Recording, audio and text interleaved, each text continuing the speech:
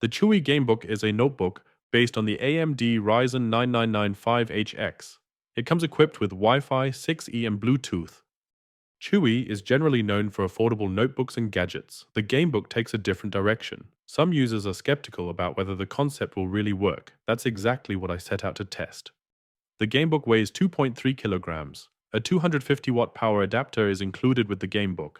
The power adapter is quite small. The package also includes a small amount of paperwork, such as the inspection report and the warranty card. A manual is included as well. The screen lid is adorned with a Chewy logo. The Gamebook comes with several ports. On the left side is the 2.5G LAN port. That side also houses a USB-C and a USB-A port. The USB-C port supports 100-watt power delivery. Headphones can be connected via the headphone jack. At the back, there is a USB power delivery port that supports 140-watt fast charging. There's also a port for the power adapter. An external monitor can be connected via the HDMI 2.1 port, which supports 120 Hz. Between these two ports in the middle is a mini DisplayPort connection, version 2.1a.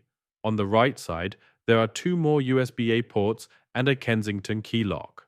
The front has no additional ports. An Oculink port is not present. According to Chewy, with the performance of the RTX 5070 Ti, such a port is unnecessary.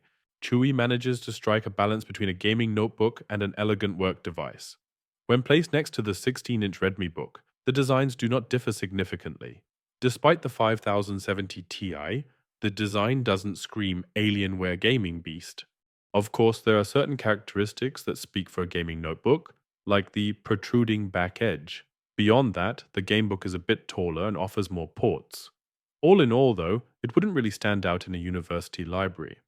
In my view, compared directly, the Redmi Book's fan is too loud for the performance it delivers. At the same time, the Gamebook surprises with a pleasant fan noise. Of course, it is clearly audible, but we will compare it again later. The Tomb Raider benchmark ran in turbo mode. During this, the fan is definitely audible, especially in quieter scenes.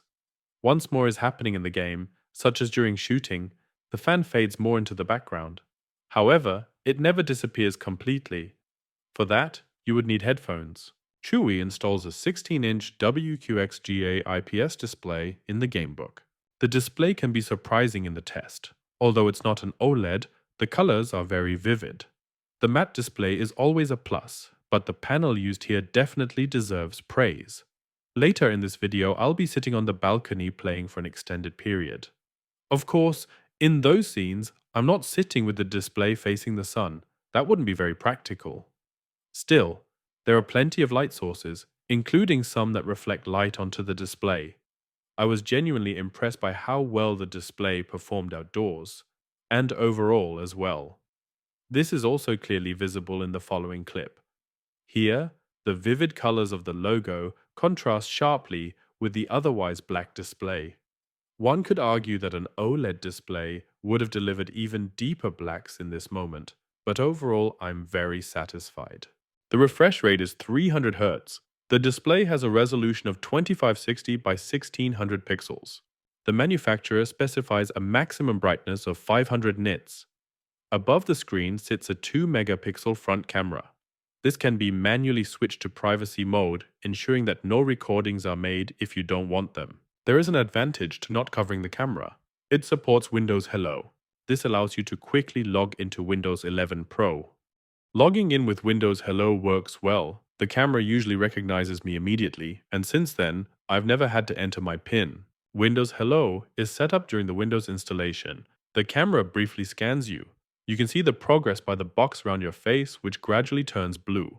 Once the recognition process is complete, the entire frame turns blue. Windows confirms the success with "That's it." Afterwards, you still need to set up a PIN. This PIN is used if Windows Hello fails to recognize you later on. The screen can be folded back surprisingly far. You don't see a screen position like that every day. Overall, the matte display of the Gamebook is quite impressive. The color reproduction is authentic, the image isn't too dark, and the matte surface is a huge help in everyday use. Visually, the underside is appealing. The honeycomb pattern gives the gamebook a touch of elegance. The fact that the back extends slightly beyond the edge of the screen also fits the gaming look. When first unboxing, it's noticeable that Chewy has left out a keyboard mat, something the manufacturer usually includes. Please don't be irritated. I sometimes insert benchmarks here and there to make the purely technical specifications a bit more engaging. Above the keyboard are two buttons, with the one on the right being the power button. It lights up as soon as the power adapter is plugged in. The most up-to-date Windows version comes pre-installed on the gamebook. Thanks to the modern hardware inside, 25H2 and future versions should pose no problem either. On board is an NVIDIA 5070 Ti. As a result, the gamebook operates in the high-end gaming segment, although it hasn't quite reached the top of the line. The Blackwell GPU offers 1406 AI TOPS. Its power consumption is rated at 140 watts. At least according to the spec sheet and marketing text. CPU-Z, a common tool for Windows PCs, reads out the system's data and compiles it. When comparing the CPU-Z data, everything checks out, almost everything. CPU-Z lists the GPU with a power draw of 65 watts. However, this shouldn't be a cause for concern. I found a post on Reddit mentioning that CPU-Z often misreads this data. The correct value can be found in the NVIDIA control panel. The GPU's peak power draw is 140 watts, so Chewy's specifications are accurate here. It might be a good idea for the manufacturer to include an information note in the future to avoid potential confusion. The AMD Ryzen 9 is a processor based on the Zen 5 architecture. It clocks at up to 5.4 GHz and features 16 cores and 32 threads.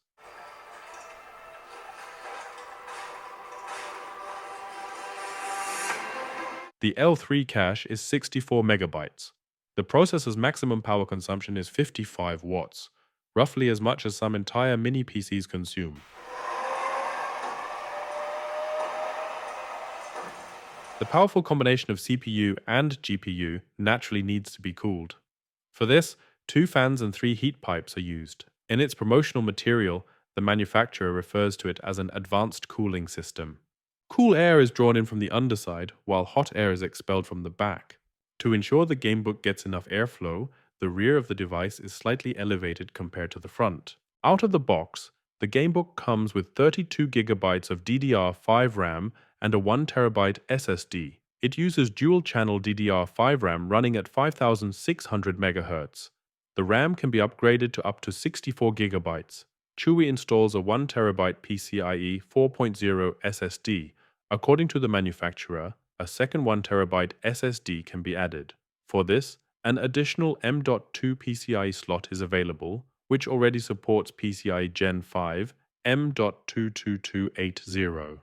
With that, read speeds of up to 14,800 megabytes per second are possible. The button next to the power button is used to switch between performance modes. The available modes are Balance, Turbo, Office, and a custom profile. So far, all benchmarks have been run in Balance mode. We now go over the most important ones again in Turbo mode. We'll start with PC Mark Extended. This somewhat longer benchmark already performed better in balanced mode compared to the standard benchmark.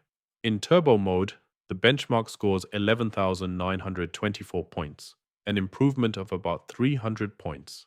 At this point, not all benchmarks will be repeated, just a few key ones. That includes the CPU profile from 3D Mark. The increased performance is reflected here as well, with scores across the board higher than in balanced mode. I reran the wildlife benchmark in balanced mode because I wasn't satisfied with the result.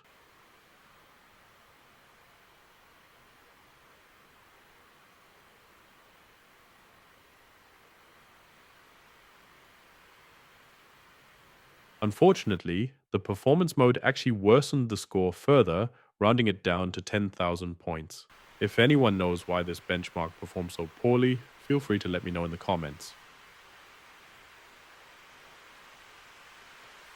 My big hope was that other benchmarks like Firestrike Extreme wouldn't also perform worse. In Turbo mode, that benchmark scores 21,928 points. And indeed, this result is nearly 1,000 points higher than the original 20,964 points. So the Turbo mode can definitely pay off. One of the benchmarks I reran was Port Royal. Undoubtedly, the benchmark already performed well in balanced mode. In turbo mode, it scores 11,215 points, surpassing the original score of 10,899 points. Keep in mind, all these benchmarks were conducted while plugged in. Testing in battery mode isn't possible for comparison, as turbo mode isn't available on battery power. In the AMD FSR performance test, the score is higher in turbo mode, reaching 100.22 frames per second compared to just 97.23 frames per second in balanced mode. For the VR tests, the notebook was kept in turbo mode. It handled the Orange Room benchmark with a score of 15,246 points. As a nice bonus, the benchmark also praised the gamebook. VRmark's second benchmark was a bit more critical, awarding only 2,747 points. However, this result doesn't reflect on the Blue Room benchmark, which was passed with flying colors. I can already say up front that the second benchmark was also passed. How exactly, I'll explain in another video. I ran the Horizon 5 benchmark on battery power. Only the balanced performance mode is available there, but that often doesn't make much of a difference. The Horizon 5 benchmark is satisfied with the gamebook's performance and recommends the preset Extreme. The stutter counter shows just 2 hiccups. The power mode stays active even after restarting the notebook. That might sound trivial at first, but if you've ever owned a laptop that stubbornly boots in eco mode no matter how many times you switch it, you'll definitely appreciate this feature. It's a different story when running on battery power. Turbo mode is disabled, and balanced mode kicks in immediately. You can't turn turbo back on until the laptop is plugged in again. Also, in battery mode, you lose the keyboard backlighting. It doesn't just go into standby but completely shuts off. Once the notebook is connected to power again, the keyboard lighting comes back on. One thing's for sure, I'm going to upgrade the storage. That's why I've already gotten myself a 2TB PCIe 5 SSD. Yep, you heard that right. I went straight for a 2TB SSD to see if more storage is possible. No risk, no fun, or something like that. The Samsung SSD is single-sided, so it should fit without issues. The SSD used is a rather unknown. Although PCIe 4.0x4 sounds good at first, the performance falls short of what I expected. The read speed is 5,507.14 megabytes per second, while the write speed is slightly lower at 5,204.20 megabytes per second. Other gaming PCs have impressively demonstrated that more is possible overall. Gamers should definitely consider upgrading the SSD. As a reminder, I regularly include benchmark excerpts. You can see the notebook's current mode by the performance button.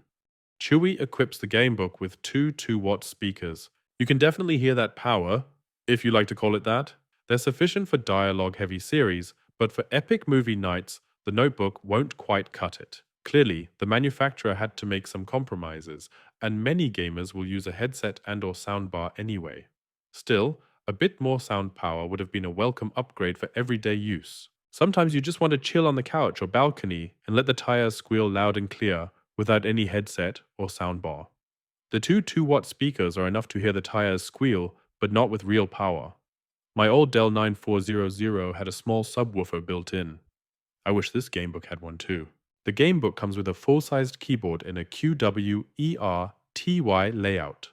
There isn't a German version available. Chewy offers only this one configuration. Full-sized means you don't have to give up the numeric keypad on the right. The arrow keys are placed slightly separated and are easy to reach. To emphasize the gaming vibe, the manufacturer equipped the keyboard with colorful backlighting, which can be customized via an app. The gamebook's touchpad is pleasantly large and responds quickly to inputs. In the promotional material, it looked like the area around the touchpad would also light up, but that's not the case. Chewy equips the gamebook with a 77.77 watt-hour battery. The powerful hardware takes its toll. In games like Cyberpunk, you quickly notice the battery drain. Chewy itself recommends using the 250-watt power adapter, especially if you want to get the full performance out of the hardware.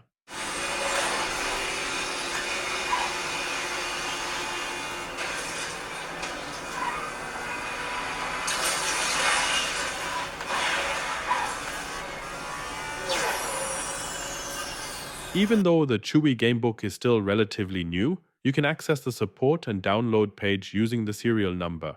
The drivers and operating system are available there, though the link is a bit hidden or not prominently placed. Having the correct drivers is especially important for features like Windows Hello. Both the drivers and the OS can come in handy if you need to reinstall the system after a storage upgrade. If you clone the SSD beforehand, however, that won't be necessary. To give a practical example of battery life, I tested it with a session of Cyberpunk. In addition to the standard hardware, I used a wireless mouse for this test. At the beginning, the battery was fully charged. The test started at 7:15 p.m. After 40 minutes of pure gameplay, I checked the battery level for the first time. It was down to 18%.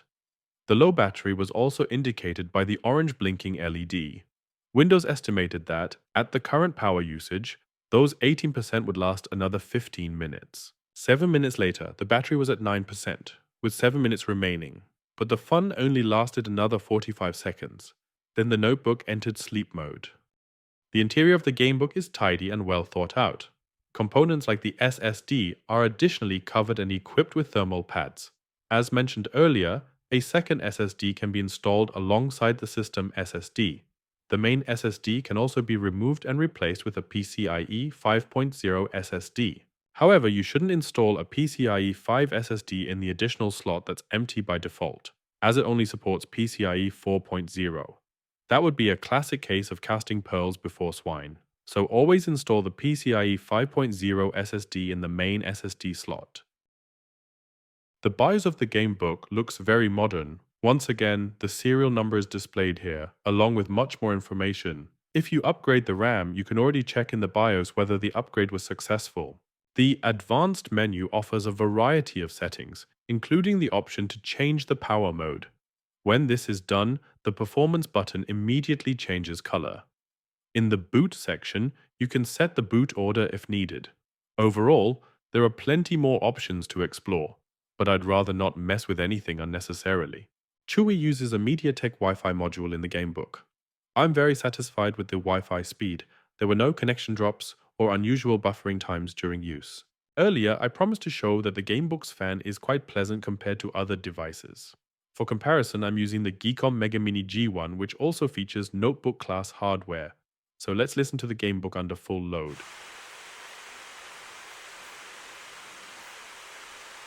It's no longer a gentle breeze, but it's not a roaring storm either.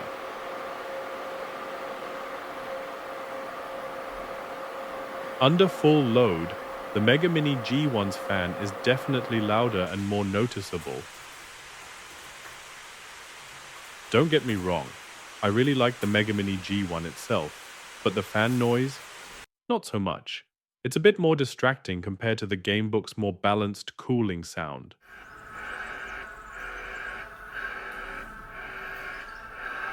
At this point, the gamebook's fan in balanced power mode deserves praise. Even though the notebook barely got warm, the fan wasn't intrusive at all. Wie? Alles klar? Wie fühlst du dich? Ich kann nicht atmen. Brauchst du Hilfe? Nein. I honestly expected way more heat and noise during my Cyberpunk session. No question about it. The Chewy Gamebook handles current games with performance that leaves almost no wishes unfulfilled. Video editing and more complex photo work are no problem either. The Gamebook is equally suited for media consumption as well as content creation. A potential Gamebook 2 would likely come equipped with Wi-Fi 7. A fingerprint sensor would also be a nice addition. Many German users would probably prefer a German keyboard layout. Other wishes, like an OLED display, would likely come at the cost of a higher price. Chewy currently offers the gamebook for €2,300. Using the promo code GB166 reduces the price to €2,024. Interestingly, there are currently no Chewy products available on Amazon. If you have any questions, feel free to drop them in the comments. I know AI Tim isn't always the best storyteller, but I'll answer anyway. As promised, here are a few more benchmarks. I found the first wildlife result a bit too low, so I ran it again. But even the repeat didn't perform any better. The score didn't shift up or down, it stayed exactly the same. Benchmarks are actually a surprisingly good way to test a laptop's sound performance in games.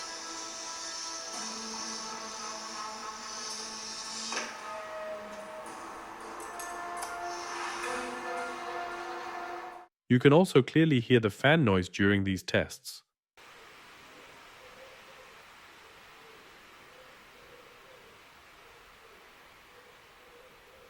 Right now, the system is set to balanced. Overall, I find the fan quite pleasant. It's noticeable, but not intrusive. The system doesn't automatically switch modes under heavy load. In other words, if you start something in balance mode and don't manually switch, the power mode stays imbalanced. The gamebook comes with a pre-installed program called Chewy Easy Care. This software is designed to maintain the PC and keep drivers up to date. On the program's homepage, you'll see a list of the individual components along with their current usage. More detailed information is available under the System Information tab, which also includes the device's serial number. In the storage section, you can check the SSD's usage in detail. The Battery tab lets you monitor the battery's health status. In this case, the program reports it as excellent. Chewy Easy Care offers several other features, including system maintenance and functionality checks. It also supports updating drivers to the latest versions. However, for now, the program does not yet support the gamebook specifically, so driver updates through it aren't possible yet.